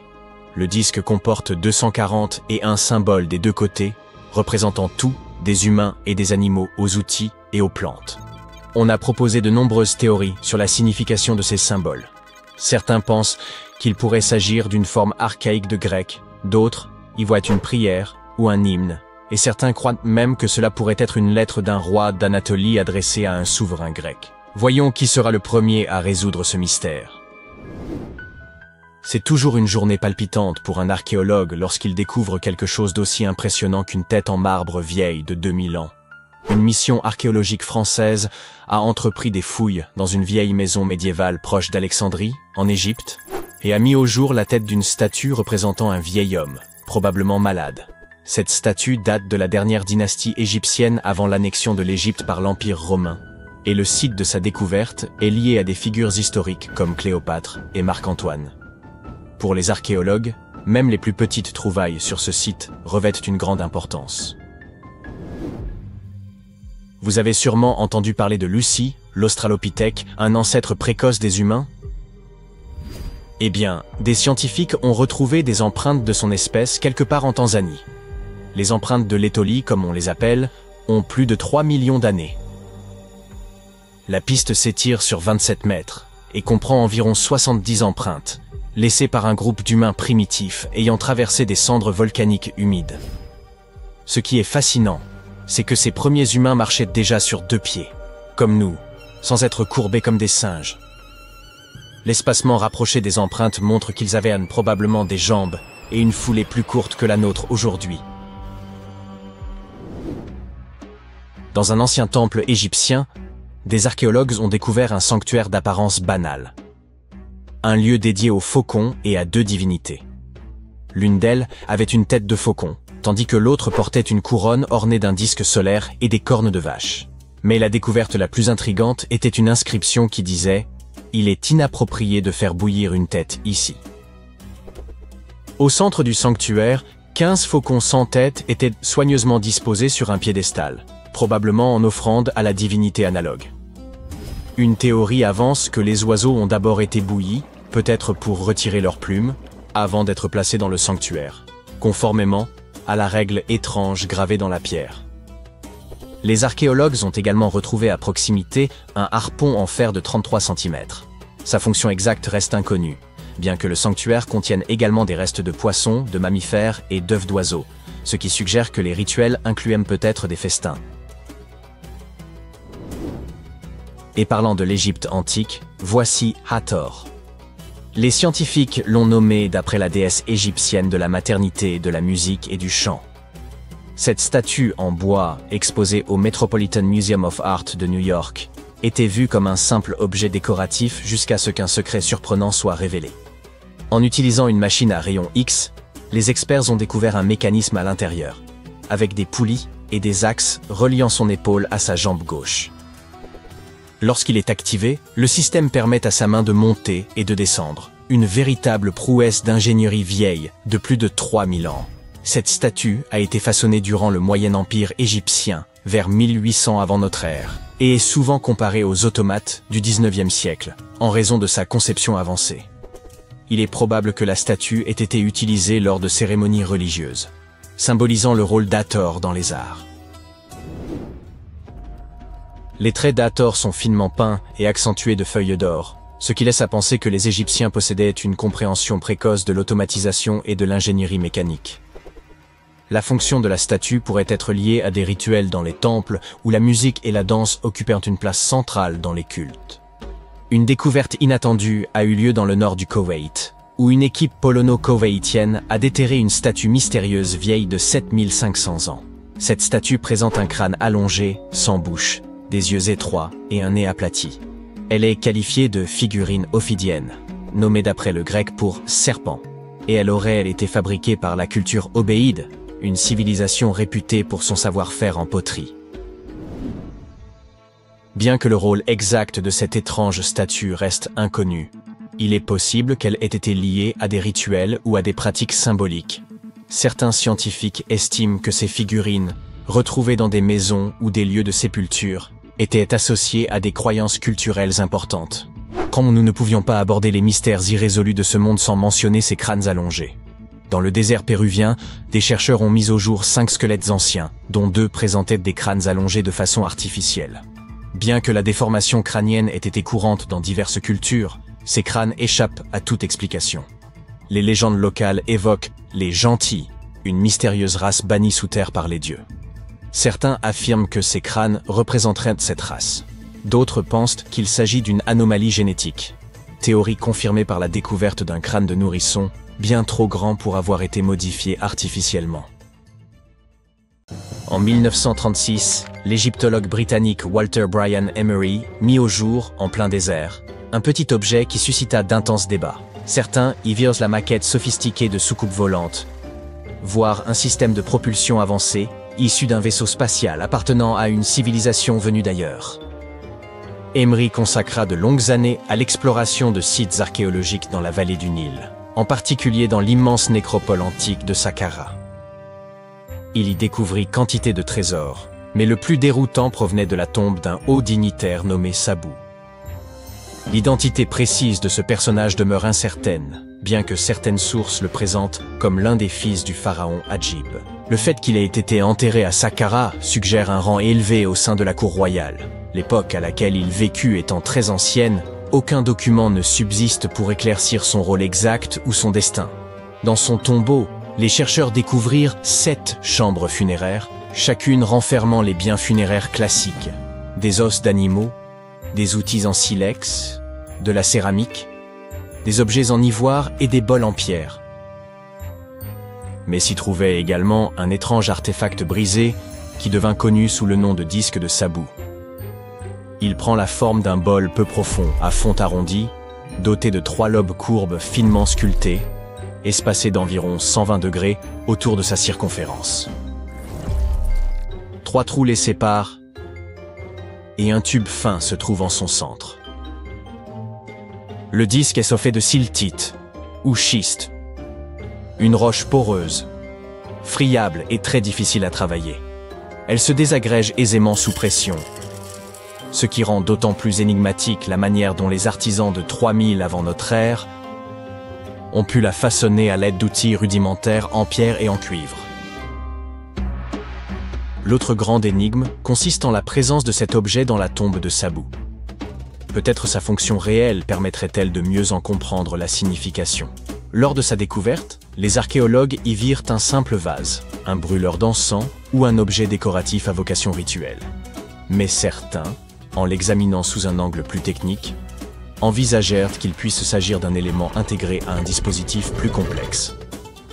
Un historien amateur a reproduit fidèlement l'objet à l'aide d'une imprimante 3D, et cette réplique a révélé que le disque de Sabou pourrait bien être un ancien impulseur, c'est-à-dire un composant essentiel d'une pompe centrifuge.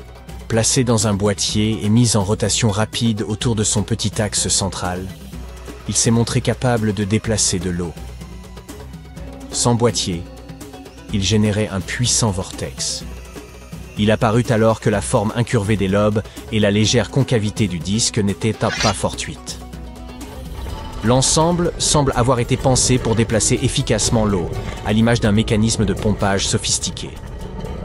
Or, toute la civilisation égyptienne reposait sur la maîtrise de l'irrigation. Les dynasties ultérieures mirent au point un système d'irrigation par bassin permettant de contrôler les crues du Nil et d'en tirer un rendement agricole optimal. Il se pourrait donc que, dès la première dynastie, des ingénieurs aient exploré des techniques d'irrigation avancées, bien avant ce que les spécialistes n'avaient imaginé. Toutefois, certains restent sceptiques. Selon eux, le schiste serait trop fragile pour supporter les contraintes d'un tel usage. Ils émettent l'hypothèse que les artisans de la première dynastie auraient tenté de reproduire un objet plus ancien, en se contentant des matériaux et outils dont ils disposaient. Le disque pourrait alors être une réplique en pierre d'un artefact métallique, hérité d'une civilisation bien antérieure, et peut-être technologiquement plus avancée que l'Égypte antique elle-même. Un auteur suisse va même plus loin et suggère que le disque serait la copie d'un composant d'hyperpropulsion appartenant à un vaisseau extraterrestre. ou bien une maquette en pierre d'une soucoupe volante. Un chercheur français, quant à lui, avance que le disque de Sabu faisait partie d'un gigantesque dispositif industriel, destiné à produire du carbonate de sodium à l'intérieur des pyramides. D'autres encore estiment qu'il aurait pu s'agir d'un outil primitif de tressage de cordes, les lobes servant à torsader des brins de soie ou des fibres en ficelle lors de la rotation. Une autre théorie enfin évoque une lampe de très grande dimension. Un autre mystère historique est lié à une carte datant de 1513, que l'on considère comme la plus ancienne représentation détaillée connue des Amériques. Elle est l'œuvre d'un capitaine turc, Piri Reis, qui, sans jamais avoir traversé l'océan Atlantique, l'a composée à partir d'une vingtaine de cartes régionales. Parmi celles-ci, figurait une carte arabe de l'Inde, 4 cartes portugaises figurant l'Inde et la Chine, ainsi qu'une carte des Amériques attribuée à Christophe Colomb, fondée sur ses propres observations. Cette dernière carte ayant disparu depuis longtemps, le travail de Reis offre un précieux aperçu de ce que Colomb aurait pu noter lors de son 3e voyage vers le Nouveau Monde. Charles Hapgood, un historien, a avancé l'idée que la carte de Reis représentait l'Antarctique tel qu'il était à la préhistoire, en s'appuyant sur une ressemblance frappante avec le littoral réel du continent, avant qu'il ne soit recouvert de glace. Toutefois, cette hypothèse a été formellement invalidée par la suite. Une autre découverte qui a suscité l'étonnement dans le monde scientifique est celle des billes de Klerksdorp. Ces objets, trouvés dans des dépôts de pyrophilite en Afrique du Sud, ressemblent à de petites balles de criquet anciennes, ornées de stries en leur centre. Dans les années 80, une théorie a émergé selon laquelle une civilisation antédiluvienne, totalement inconnue mais d'un niveau technologique avancé, aurait été à l'origine de ces sphères. Un journaliste avait rapporté qu'elles semblaient tourner sur elles-mêmes dans une vitrine. Une émission de télévision avait même convié un médium, qui affirmait que ces objets étaient les vestiges d'un antique vaisseau spatial. Pourtant, d'après les géologues, il s'agit simplement de formations sphériques naturelles, composées de minéraux distincts de ceux de la roche environnante. Les lignes semblables à des soudures ne sont que des empreintes laissées par les couches successives de la roche haute au fil du temps. Les billes de Klerksdorp présentent une variété de formes, allant de sphères légèrement aplaties à des disques bien définis. Quant à l'épisode de la sphère tournant seule, le conservateur du musée de Klerksdorp a apporté une explication rationnelle. Lorsqu'il a déposé l'objet dans une vitrine à l'occasion de la visite d'un journaliste, celui-ci a légèrement pivoté en raison de sa forme arrondie. De plus, la région étant sujette à des secousses sismiques causées par l'extraction aurifère voisine, cela pourrait également expliquer ce phénomène. Dans une région reculée de Chine, se trouvent d'étranges formations en forme de tube, connues sous le nom de tuyaux de Baigong. C'est un explorateur local qui les a découverts en 1996, émergeant des flancs du mont Baigong et des rives du lac Tuosu voisin. Cette découverte a poussé certains à penser qu'il s'agissait de vestiges laissés par de très anciens visiteurs venus d'autres mondes. Lorsqu'on a analysé des échantillons de ces structures, les scientifiques ont constaté qu'elles étaient majoritairement composées de minéraux courants, mais qu'elles contenaient aussi, de manière inexpliquée, 8% de matière inconnue. Des examens complémentaires ont suggéré que ces formations existaient avant même l'apparition de l'homme. Des géologues chinois se sont ensuite rendus sur place et ont avancé l'hypothèse qu'il s'agissait de structures naturelles, formées au fil du temps, probablement des racines d'arbres fossilisés remontant au passé verdoyant de la région. Néanmoins, le mystère reste entier. Alors qu'ils creusaient une tranchée le long d'une rivière en Roumanie, des ouvriers ont mis au jour une cale métallique, aujourd'hui connue sous le nom de coin en aluminium d'Ayoud, ou encore artefact d'Ayoud. Juste à côté, se trouvaient des os de mastodontes, ces lointains cousins des éléphants ayant vécu il y a environ 11 000 ans. Cela a conduit certains à penser que le coin datait de la même époque. Ce qui intrigue, c'est que cette cale est en aluminium, un métal qui n'a été découvert qu'au XIXe siècle et dont la production exige des températures extrêmes. Elle serait recouverte d'une épaisse couche d'oxyde, présente depuis plusieurs siècles. Certains avancent qu'il pourrait s'agir d'un débris provenant d'un vaisseau spatial extraterrestre, tandis que quelques scientifiques y voient une supercherie. D'autres considèrent qu'il pourrait s'agir d'une création d'origine humaine, dont la fonction reste toutefois indéterminée. Il fait sombre et chaud, et il est difficile de respirer profondément sous terre dans la mine de Karove, au cœur du Botswana. Votre quart de travail a commencé il y a déjà plusieurs heures, et pourtant, le caillou que vous tenez entre vos mains ne semble pas prometteur. D'un autre côté, il y a une infime chance que ce soit le plus gros diamant que vous ayez jamais trouvé. Vous décidez d'en informer vos patrons canadiens de Lucara Diamond Corp. Et bingo! La pierre que vous avez trouvée s'avère être un diamant époustouflant de 2492 carats, le deuxième plus gros jamais découvert. Or, la taille moyenne des bagues de fiançailles est d'1,7 carat. Cela signifie que ce seul diamant pourrait suffire à fournir des bagues à plus de 1465 mariés. Vous pouvez comparer la taille de cette pierre précieuse à celle d'un poing.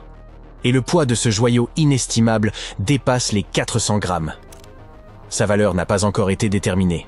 Mais pourquoi ne pas faire quelques suppositions?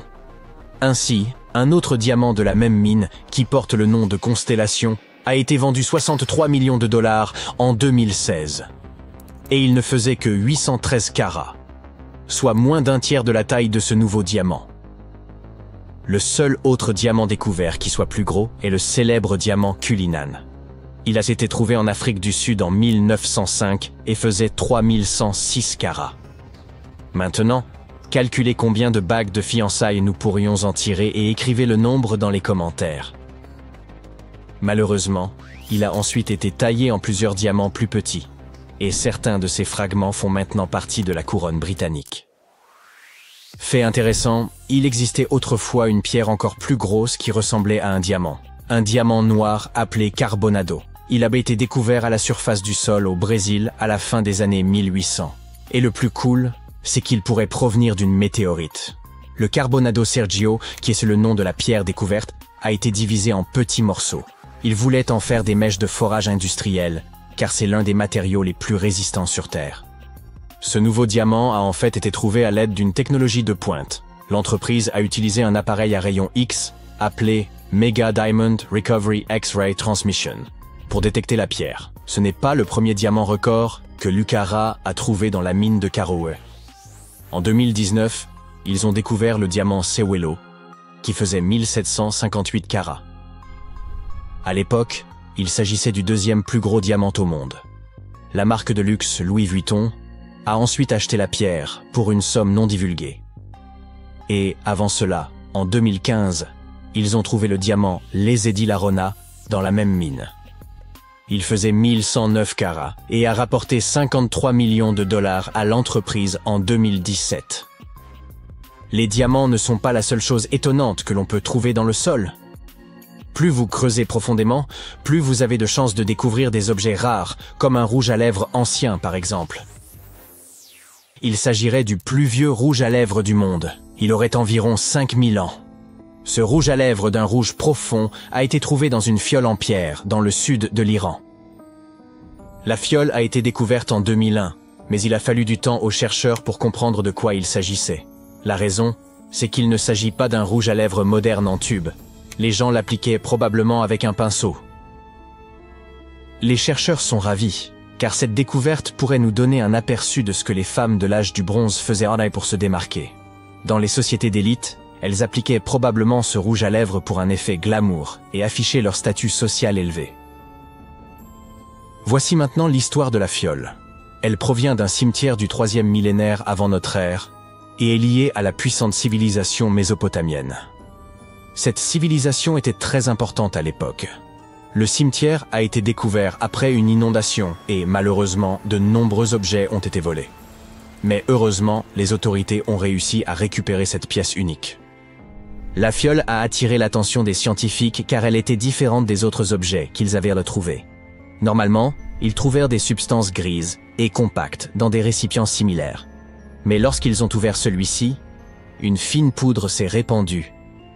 Elle était de couleur gris-violet foncé, ce qu'ils n'avaient jamais vu auparavant. Lorsque les chercheurs ont analysé la poudre, ils ont découvert qu'elle était composée d'hématite, ce qui lui donnait cette couleur rouge foncé intense. Elle contenait également d'autres ingrédients, comme des huiles végétales et des cires, ce qui la rendait très similaire à ce que l'on trouve dans un rouge à lèvres moderne. Apparemment, à l'âge du bronze, le maquillage était un signe de luxe et de statut social élevé dans cette région. Il était un signe de richesse et de pouvoir, en particulier dans les cercles d'élite. D'ailleurs, les chercheurs ne peuvent pas affirmer avec certitude qu'il s'agit du plus ancien rouge à lèvres au monde. Qui sait? Quelque chose de plus ancien pourrait apparaître un jour. Et si on allait en Bulgarie tout de suite pour faire des fouilles? Ah, attendez. Pas besoin de prendre une pelle et de vous salir les mains. Une découverte incroyable vous attend déjà. Là-bas, ils ont trouvé une grande statue en marbre.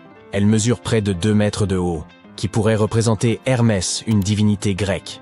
Mais le plus fou, c'est qu'elle a été enterrée dans un ancien égout pendant environ 2000 ans. La statue est en très bon état, surtout la tête, qui est super bien conservée.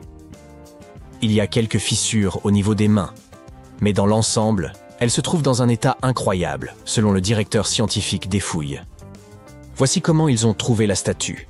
L'équipe effectuait des fouilles de routine dans le sud-ouest de la Bulgarie, près de la frontière grecque. Cette région faisait autrefois partie de l'ancienne ville d'Hérakléa Sintika, qui remonte au IVe siècle avant notre ère. En creusant, les chercheurs sont tombés sur le pied en marbre de la statue. À partir de là, ils ont soigneusement mis au jour le reste de la statue. Ce fut une véritable surprise pour eux, car ils ne s'attendaient pas à trouver quelque chose de ce genre. En ce moment, l'équipe s'efforce de retirer la statue des égouts sans l'endommager. Elle est très lourde. Ils utilisent donc une grue pour la soulever, et puis ils la transporteront au musée d'histoire de Pétrec. Une fois restaurée, ils prévoient de l'exposer. Les experts sont très enthousiastes. Cette découverte pourrait nous en apprendre beaucoup sur la culture de Hérakléa Sintika, qui n'est pas un site antique très connu. Maintenant, si vous rêvez de faire des découvertes comme celle-ci mais que vous n'avez pas de diplôme, ne vous découragez pas. Même un amateur peut faire une découverte scientifique. Par exemple, vous pourriez trouver un dodécaèdre romain. C'est un objet métallique étrange et mystérieux à 12 faces, de la taille d'un pamplemousse, et personne ne sait vraiment à quoi il servait. Les historiens se creusent la tête à ce sujet depuis des siècles. Ce dodécaèdre a été découvert l'été dernier dans le champ d'un agriculteur près de Norton Disney, à environ 56 km au sud-est de Sheffield. Un groupe de bénévoles avait déjà trouvé des pièces de monnaie et des broches romaines dans la région, et savait donc que le champ pouvait receler d'autres trésors. Une étude géophysique avait révélé des zones souterraines où le champ magnétique terrestre était perturbé, ce qui indiquait que quelque chose pouvait être caché. L'équipe a commencé à creuser des tranchées au cours d'une fouille de 2 semaines. L'avant-dernier jour, dans la tranchée 4, quelqu'un repéra le dodécaèdre. Richard Parker, le secrétaire du groupe, se trouvait non loin, occupé à faire du thé lorsqu'il entendit un cri. Ils étaient tous sous le choc car ils n'avaient pas trouvé beaucoup de métal, et puis, boum, cet objet impressionnant a fait son apparition. Ce qui est encore plus cool avec ce dodécaèdre, c'est qu'il est complet, ce qui est rare. La plupart de ceux qu'on avait découverts étaient cassés ou incomplets. De plus, il est plus grand que les autres. Les dodécaèdres romains peuvent être aussi petits qu'une balle de golf, mais celui-ci fait plutôt penser à un pamplemousse. Aujourd'hui, il est exposé dans un musée local. Jusqu'à présent, plus de 100 dodécaèdres ont été découverts dans le nord-ouest de l'Europe, principalement dans d'anciens territoires romains, comme les régions gallo-romaines. Ils datent d'une période comprise entre le 1er et le 3e siècle de notre ère. Chacun d'entre eux est constitué d'une coque métallique creuse, généralement en bronze. Il comporte 12 faces avec des trous de taille différentes sur chaque face. Autour des trous, des anneaux concentriques sont gravés dans le métal, et à chaque angle où les faces se rejoignent se trouve un petit tenon. Ils ne portent aucune inscription et ne sont mentionnés nulle part dans les textes romains. C'est pourquoi personne ne sait à quoi servaient ces dodécaèdres. Il existe de nombreuses théories. Il pouvait s'agir de jouets, de dés, de têtes de massue, ou même d'outils de mesure des distances dans l'artillerie romaine. Certains pensent même qu'on s'en servait pour tricoter des gants, ou même pour calculer les dates à l'aide des étoiles. Mais la plupart de ces idées ne sont pas vraiment fondées. Le mystère reste donc entier. Stonehenge n'était pas un sanctuaire mystique permettant de voyager à travers le temps. Il fut en réalité édifié dans l'espoir de façonner un avenir différent. De récentes recherches ont révélé que ce monument aurait probablement été conçu comme un moyen de rassembler les Bretons insulaires durant une période de division. L'élément central de cette hypothèse repose sur la pierre de l'autel, la plus emblématique du site. Pendant des années, les scientifiques ont supposé que les pierres composant Stonehenge, dont la pierre de l'autel, provenaient des collines de Preseli, situées non loin, dans le pays de Galles. Ainsi, le site aurait été l'œuvre d'une communauté locale, en l'occurrence des peuples néolithiques, ayant exploité des matériaux facilement accessibles pour ériger un tertre cérémoniel, un calendrier solaire et un site funéraire réunis en un seul lieu. Cette certitude a été ébranlée par une découverte majeure. En 2018, des études avancées ont révélé que la pierre de l'autel provenait en réalité de la région de la Tay, dans le nord-est de l'Écosse, soit à plus de 640 km du site de Stonehenge. Des pierres similaires ont été identifiées dans des monuments écossais. En effet, la pierre de l'autel appartient à la catégorie des pierres couchées, disposées à l'horizontale. Or, ces structures se retrouvent fréquemment dans des cercles mégalithiques en Écosse et sont une particularité propre à la région. Cette découverte a suscité de nouvelles réflexions parmi les archéologues. Peut-être Stonehenge ne se limitait-il pas à un projet local, mais représentait-il plutôt une entreprise commune impliquant diverses tribus réparties à travers toute la Grande-Bretagne. Pour mieux saisir cette hypothèse, il faut remonter à environ 3000 avant notre ère, une époque où la Grande-Bretagne ne constituait pas encore une entité politique unifiée. Elle était alors morcelée en une mosaïque de tribus, notamment issues d'Europe du Sud et de l'Est, chacune préservant ses propres traditions et croyances. En tant qu'île, la Grande-Bretagne a connu de nombreux bouleversements démographiques. Sa population était principalement composée d'agriculteurs, descendants de peuples venus du Moyen-Orient, qui s'étaient établis sur ces terres il y a environ 6000 ans. Ce groupe prospéra jusqu'en 2500 avant notre ère, moment où une nouvelle vague migratoire, originaire des régions correspondant aux actuels Pays-Bas et à l'Allemagne, fit son apparition. Ces nouveaux arrivants, désignés sous le nom de culture campaniforme, furent à l'origine d'un profond bouleversement démographique qui marqua la fin du néolithique et les périodes qui suivirent. Leur appellation provient d'un type distinctif de céramique qu'ils confectionnaient et qu'ils utilisaient notamment pour accompagner leurs défunts dans leur dernier voyage. Il est fort probable que les habitants autochtones aient mal accueilli ce repeuplement de leur territoire. Selon les chercheurs, Stonehenge aurait ainsi été érigé comme une tentative de rassemblement des populations néolithiques originelles et de réaffirmation de son emprise identitaire sur ces terres en mutation. L'édification du site aurait nécessité des efforts considérables, notamment pour transporter la pierre de l'autel depuis l'Écosse, sans bénéficier d'avancées technologiques comme la roue. Certes, celle-ci avait déjà été inventée en basse Mésopotamie, mais faute de connexion au débit, les Bretons de l'âge de pierre en ignoraient encore l'existence. Face à cette crise territoriale, les communautés locales auraient mobilisé leurs ressources pour déplacer cette pierre jusqu'à la plaine anglaise de Salisbury, dans une tentative de réunification symbolique. Stonehenge n'a pas été construit d'un seul tenant. Son histoire remonte à environ 3000 avant notre ère, époque où le site se réduisait à un simple fossé circulaire bordé d'un talus, une structure connue sous le nom de henge. En son centre, des rondins de bois avaient été érigés, accompagnés peut-être de sculptures totémiques. Ce premier état du monument n'était pas encore marqué par la présence de pierres. Il servait vraisemblablement de lieu rituel et de sépulture. Des fosses de crémation datant de cette période y ont été mises au jour, faisant de Stonehenge le plus ancien site funéraire connu de Grande-Bretagne. Ce n'est qu'aux alentours de 2600 avant notre ère que les pierres bleues firent leur apparition.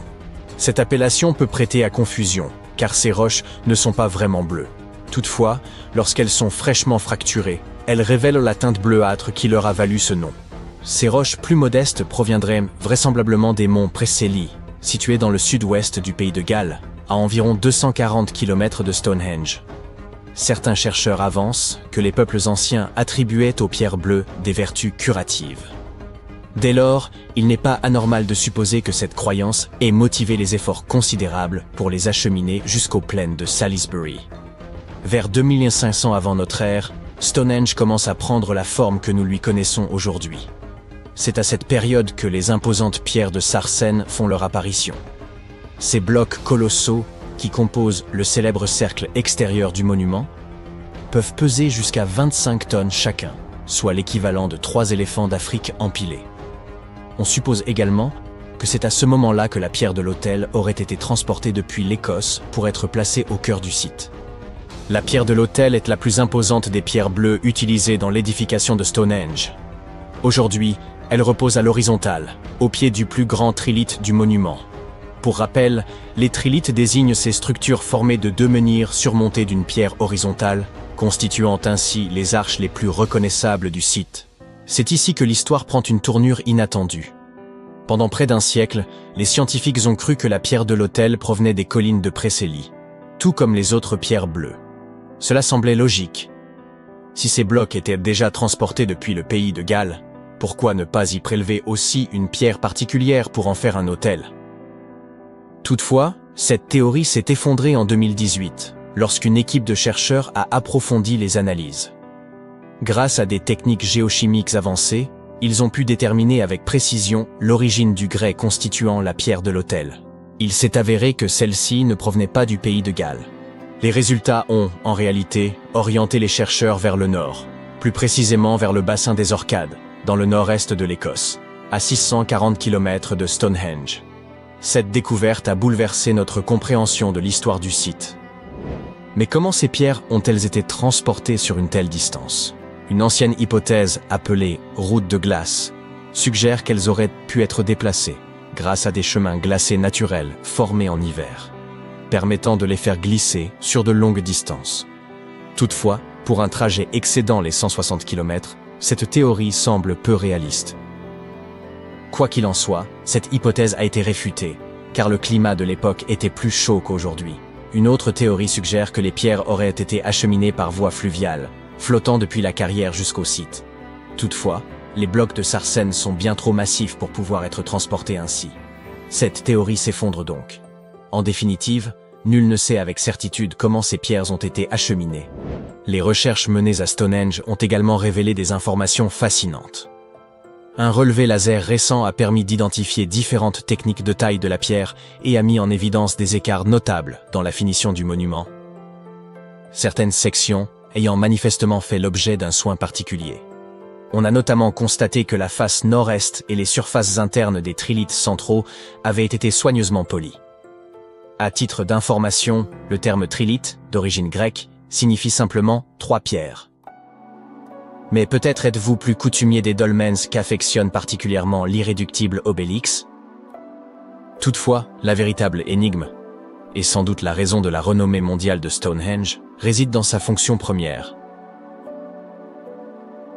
L'ensemble de son agencement semble avoir été méthodiquement conçu pour s'aligner avec les cycles solaires.